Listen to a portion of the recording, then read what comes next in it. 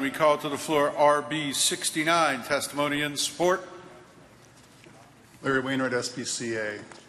What you have before you now is a very simple question for this committee.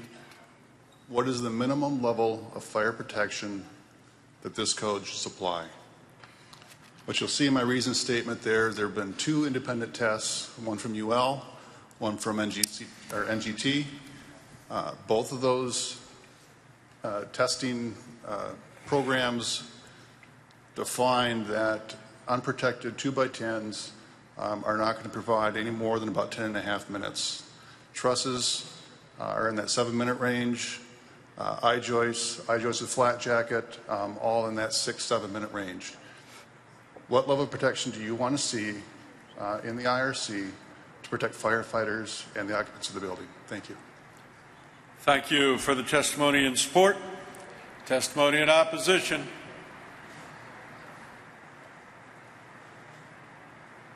Sam Francis, American Wood Council, and I want to thank Sean for allowing me to come first, because yesterday as chair he established the rule, age before beauty, and we're going to stick to that.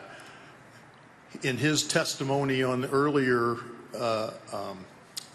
modifications to this section, you heard that he proposed a code change proposal, that there was then a coalition of 5 interest groups that worked on the thing. He omitted the part about I did the public comment that brought us all together, and that sounds good. I want that on the record for my boss to see. The truth is I was merely the scribe for that group, which included Sean, the fire chiefs, fire marshals, and home builders. We arrived, and by the way, everyone, including the proponent of this particular code change, was not only invited to participate in this activity, but was encouraged to do so. They chose not to. We worked long and hard on arriving at this particular set of requirements, and one of the things that was the basis for all of this is, hey, those old solid sawn wood structures afforded us the kind of performance that we'd like to see all the time, and where we're unsure or we know we can't get that, let's protect it.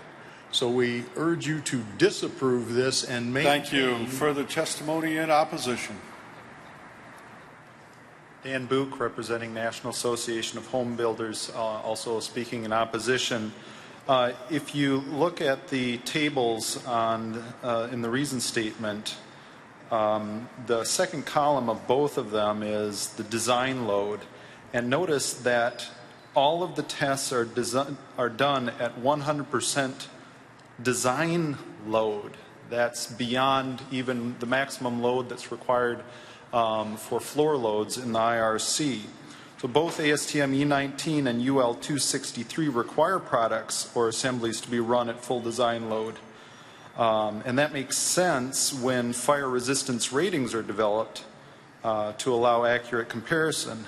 However, surveys of actual day-to-day load ratios have indicated that on average, commercial floor assemblies are typically loaded to less than 50% of full design load, and residential floor assemblies are loaded to even lower levels. The standard ASCE standard 710 minimum design loads for buildings and other structures contains provisions that say to excuse me, let me just get that language here. For extraordinary events, which includes fires, the loading should be at 50%. So that is well below what these were tested at, and so they should not be considered relevant for this comparison. So we ask you to disapprove. Thank you. Thank you. Further testimony in opposition. Good morning or good afternoon. John Sekonic, Southeastern Pennsylvania builder, speaking on behalf of myself. The problem I see with this is it removes the ability for us as a builder to have options of product in which we can use. There are products out there that do a great job in terms of meeting the fire requirements under whether it's a flak jacket, a no burn, as opposed to using just drywall as an option or sprinklers. The subflooring itself is often a engineered wood product. A product like No Burn actually protects that as well. There's no timer that starts when a fire begins. How does the fire marshal know when he gets there, whether it's been burning for 2 minutes or 12 minutes or 15 minutes? It tests joists at 19.2 or 24 inch in center in terms of trusses and eye joists, not 16 like most people build. It doesn't show 11 and 7/8 joists as a comparison. And just in general, the 2x10s will have a crown on them. They differentially will settle, create squeaks, discomfort for buyers. We get callbacks when the floors are not stiff or they have a lot of deflection. The engineered products give you a better deflective rating and should be allowed to be done without the equivalency aspect being taken away from us. Thank you. Thank you. Further testimony in opposition. Rebuttal in support. Larry Waynard, SPCA. Every one of those items that the opposition brought up, we have rebuttals for, but I'm not going to bore you with all those because the reality is the question before you is 10 minutes or less protection adequate for the purposes of this code. If you add gypsum, you get a 26-minute finish rating. 10 minutes or 26 minutes. It's your choice. Thank you. Thank you. For the rebuttal in support. Rebuttal in support. It's Sean DeCrane with the Cleveland Fire Department and the International Association of Firefighters, and I was up before you advocating keeping the current language in because of the work we did with the industry. And here's where the fire service struggles. We would love to protect every single floor because the research at UL is showing us the poor performance. And as Sam had pointed out, we had an expectation of performance of older wood and how it performed, older dimensional wood. But now we actually we engineer our trees to grow faster. And this new age wood is just not performing as well as it did historically. So we're seeing that, but we also have to understand what's acceptable to the marketplace. And the home builder was speaking up. He hit on a key component, the struggling with this equivalency, because he mentioned one product that just doesn't perform, that keeps testing to an E84 standard.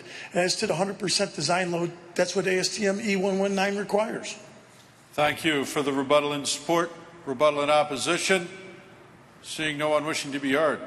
Mr. Chair, RB69 is yours. Thank you, Mr. Moderator. Committee, motion please. Approve as submitted. Do we have a second? Fails on lack of second. I need a motion, please. Move to disapprove. Motion and second for disapproval. Reason? I believe dimensional lumber is providing ample time to get the residents of a dwelling safely out of the dwelling prior to floor collapse. Thank you. Any further discussion? Motion before you is for disapproval. All those in favor? Opposed? Motion carries 10-1. Is there a motion for assembly action? Seeing none.